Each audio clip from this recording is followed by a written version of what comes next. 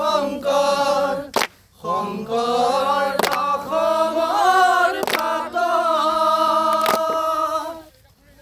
হাজাৰী ঘোষাৰে মাধৱদাৰ সুখ পাবা সোণালৰ মাধৱ ও ৰাম ৰাম বাবা বৰগীতৰ মাধৱ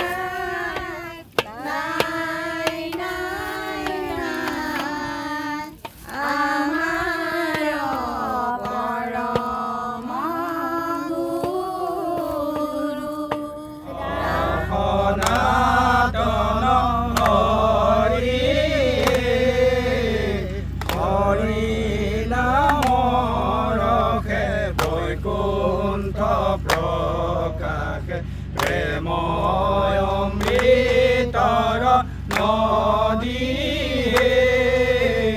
জয় জয় ৰাম ৰাম জয় শ্ৰী ৰাম জয় সনাতন হৰি জয় জয় ৰাম জয় শ্ৰীৰাম জয় সনাতন হৰি। অহা ফেব্ৰুৱাৰী মাহৰ 6-7-8 তাৰিখৰ পৰা আমি ইয়াত এটা জ্যোতি বিষ্ণু সমন্বয় ক্ষেত্ৰখন দ্বিতীয় বৈকুণ্ঠপুৰী হিচাপে পৰিণত হ'ব। গতিকে ভৱিষ্যতে এই আমাৰ যিটো শ্ৰীমন্ত শংকৰদেৱ সংঘৰ প্ৰচাৰ প্ৰসাৰ এইখিনি ভৱিষ্যত নৱপ্ৰজন্মক এটা ভাল পৰিৱেশ গঢ় লৈ উঠিব বুলি আমাৰ আশা। আৰু এই আশাৰে এই বিশ্বাসেৰে আমি এই কামখিনি নিস্বাৰ্থত আগবাঢ়ি আছোঁ। কৃষ্ণ শংকৰ প্ৰথমে আপোনালোক সকলোলৈকে আমি শ্ৰীমন্ত শংকৰদেৱ সংঘ 95 সংখ্যক বাৰ্ষিক অধিৱেশনৰ তৰফৰ পৰা ভক্তিভৰা সেৱা নিবেদন কৰিছোঁ। ইতিমধ্যে এই ধলাই বিলত জ্যোতি বিষ্ণু সমন্বয় ক্ষেত্ৰত শ্ৰীমন্ত শংকৰদেৱ সংঘৰ যি বাৰ্ষিক অধিৱেশন, এই বাৰ্ষিক অধিৱেশনৰ যি প্ৰস্তুতি ইয়াতে তুংগত হৈছে আৰু কেইটামান দিনৰ পিছতেই ইয়াতে আমাৰ মূল অনুষ্ঠানৰ কাৰ্যসূচীসমূহ ইয়াতে ৰূপায়িত হ'ব।